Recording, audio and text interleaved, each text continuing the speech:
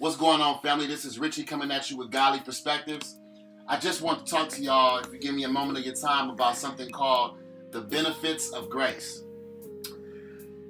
Now, you need to understand something. However far you've come in your life, think about how old you are and think about how far you've made it in life. However far you've come, you've only gotten as far as you have because of grace and mercy. God, your whole life, God has been giving you grace and mercy. Now, what is grace and what is mercy? Grace, the definition of grace is very simple. It's when God gives you something that you do not deserve. That's it. Nothing more, nothing less. God gives you something that you do not deserve. It could be a car, food on your table, a house, clothes on your back. It could be the job you have, the air you breathe. Everything you have falls under the umbrella of God's grace. Mercy is when God does not give you a punishment that you do deserve. So it's kind of like, the yin and yang of each other. Grace is when he gives you something that you don't deserve, and mercy is when he does not give you a punishment that you do deserve. Now, your whole entire life, the only reason you have made it as far as you have, and some of you might be thinking, well, I haven't really made it that far. But however far you have made it, you've only gotten as far as you have because your entire life God has been constantly giving you things that you don't deserve, and he's also been holding back punishments that you do deserve. Now I know what some of y'all are thinking. You're thinking to yourself, well, what do I have in my life that I don't deserve? Everything that I have, I've worked for.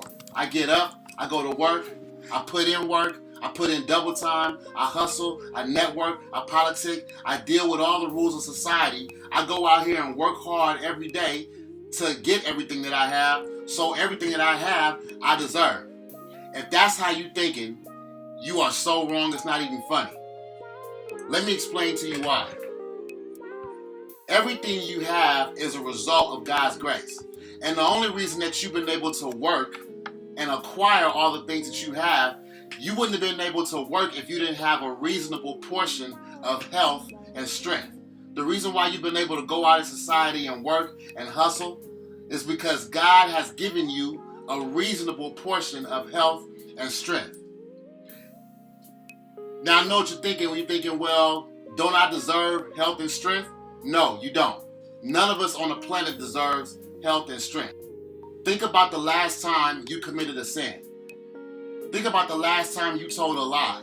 Think about the last time you committed fornication. The last time you had a sick, twisted thought that ran across your mind. When you committed that sin, God, he did not destroy you. He did not give you what you deserved in that instant. If God would have decided to give you the punishment that you deserve, then he would have just snatched the life right out of you and he would have thrown your soul into hell. But he didn't.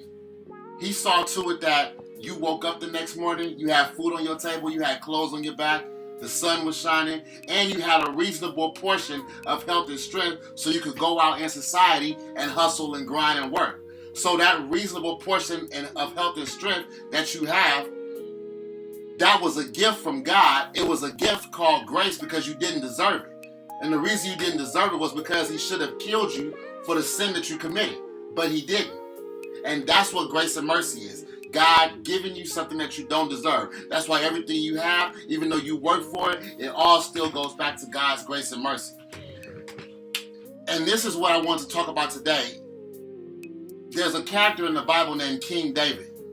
Now, everybody knows David. Everybody knows that David is the guy, he's the guy that killed Goliath. That's what he's most famous for. But there's a whole lot more to David that a lot of people don't know.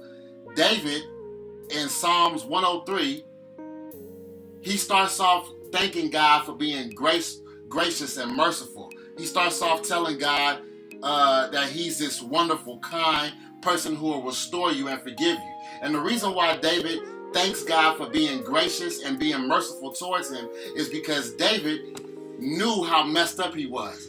David was a murderer. He had his best friend killed just so he could sleep with his wife. David was a liar. David abused his power. In fact, David, the idea of extortion it came from David. David, you ever watch one of these mafia movies like Casino or Godfather, or you go and watch these movies like Goodfellas, any mafia movies, Sopranos? If you notice, throughout all these movies, the one thing they have in common is the mafia, they make money from extortion. They'll go up to a person, if you start a business in a mafia neighborhood, they'll go up to that person who starts that business in that neighborhood, and they'll tell the person, they'll say, hey, how you doing? We just want to introduce ourselves, and we want to let you know that there's a certain kind of service that we offer y'all. And what we offer is, we'll protect you from all the people, all the gangsters in the neighborhood who rob, steal, and kill.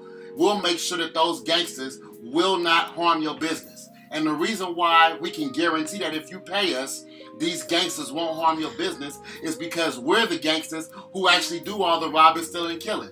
So basically, you're paying us not to destroy your life. That whole concept of extortion, they got that from David. Historians believe that that whole idea of extortion came from David. David, back in 1 Samuel, he actually did that to somebody. He told a person, you don't give me everything you got, and me and my soldiers are going to kill you. And he ended up getting them. That's how bad David was. So, David was this cold-blooded character, and he knew that he was a cold-blooded character, and he knew that God, he actually told God, he said, listen, if you were to kill me and throw my soul into hell, nobody on earth will be able to blame you, because I know I'm a screwed up God.